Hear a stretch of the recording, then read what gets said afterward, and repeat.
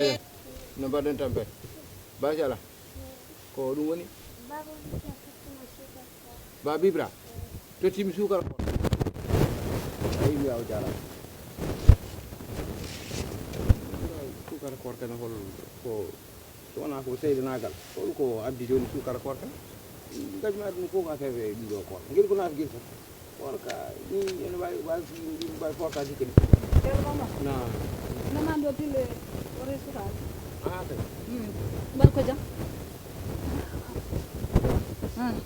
moko Ibra tottimi a Ibra Diallel waɗi jikku mum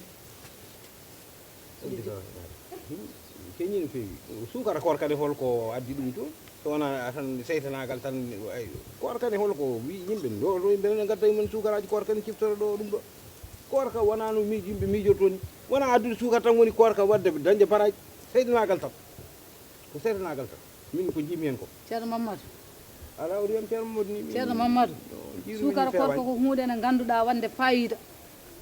sukara korko dokkowo sukara korko ko ciftorɗo Allah siftori rasulu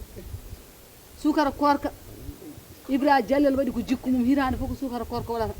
eɗen tintinte yimɓe ko korka nana kono eɗen jogui hono Ibra en nanayi wuuro he machallah ko sakuji ko kiloji e siwoji mala ko sukara korka tan hokkere ko ɗum ko tamum tan korka fandi nattiɓe mbawa addude ko tamum kala ko tamum jonti weeɓa wona moƴƴere sukara korka ganduɗa hande paama aduna o fof hande ene yaade sukara korka wonɓe ganduɗa joni jogui jarata ko par poye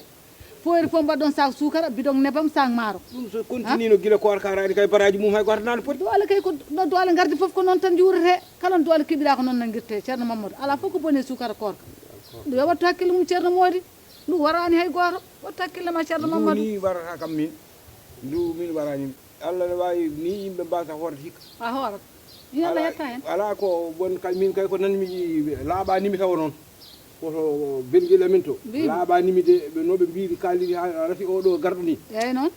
yimɓe hen mbasde hoorde ɓaade juuletake yimɓe nafilta wiya ko nafile ala so neɗɗo nafilani horta anda tunguibo anda wonkoɓe kaalimi yiiɗa ɗum mawna